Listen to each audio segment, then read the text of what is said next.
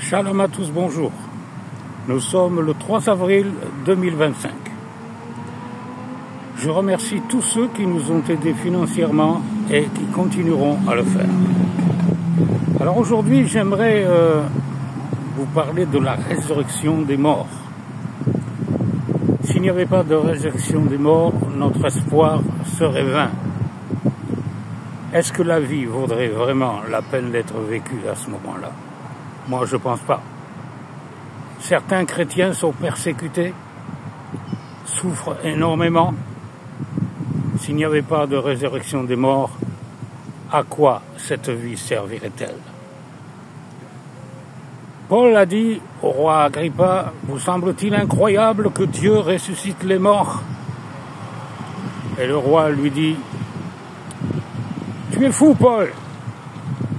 Ton grand savoir te fait déraisonner.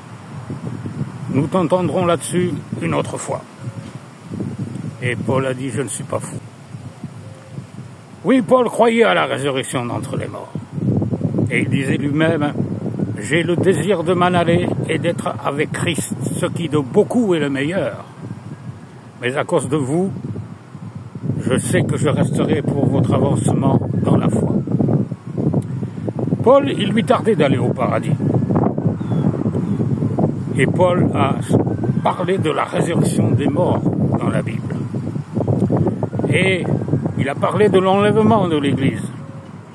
Et il a dit, les morts en Christ ressusciteront premièrement.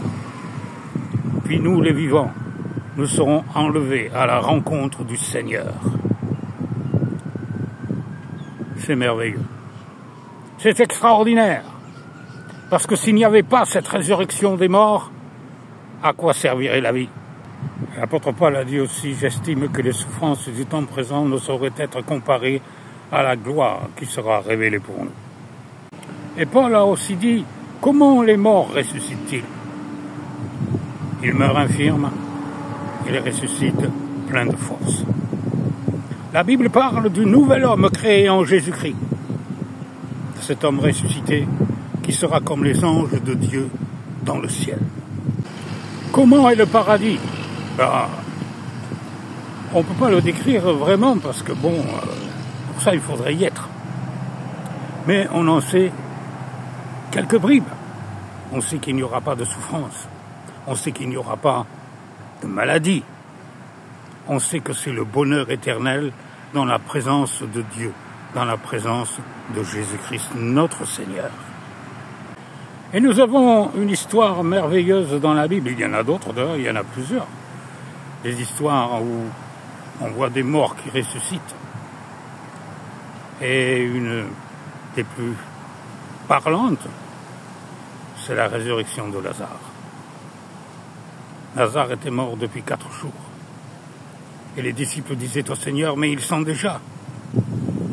Et Jésus-Christ a répondu, si tu crois, tu verras la gloire de Dieu. Et en effet, ils ont ôté la pierre et Yeshua, Jésus, a dit, Lazare, sors. Et Lazare est sorti. Et puis il a dit, déliez-le et laissez-le aller. À partir de là, beaucoup de gens se sont convertis. Parce que qui peut ressusciter un mort si ce n'est le Seigneur lui-même, c'est-à-dire le roi des rois, le Seigneur des seigneurs, le Dieu créateur du ciel et de la terre, celui qui a lui-même créé l'homme. Et cette résurrection est un des garants de notre résurrection. Oui, nous allons tous ressusciter. Malheureusement, certains, à la fin des temps, lors du jugement dernier, ressusciteront pour être condamnés. Et d'autres ressusciteront pour la vie éternelle avec Jésus-Christ dans le paradis. Vous qui avez perdu des êtres chers dans le Seigneur, vous allez les revoir. C'est pas merveilleux? Ils sont au paradis et vous les reverrez. Nous les reverrons. L'apôtre Paul a dit, si les morts ne ressuscitent pas, nous sommes les plus malheureux de cette terre. Mais les morts ressuscitent. Et la preuve en a été donnée dans les évangiles avec plusieurs résurrections de morts. L'image de la résurrection, elle est dans la nature. Tous les ans, au printemps, la nature ressuscite. En hiver, elle meurt. Et de la même manière, lorsque nous allons mourir, un jour, le printemps de la résurrection reviendra et nous ressusciterons les morts. C'est merveilleux, c'est formidable, c'est extraordinaire. La résurrection de Jésus-Christ d'entre les morts est le garant de notre propre résurrection.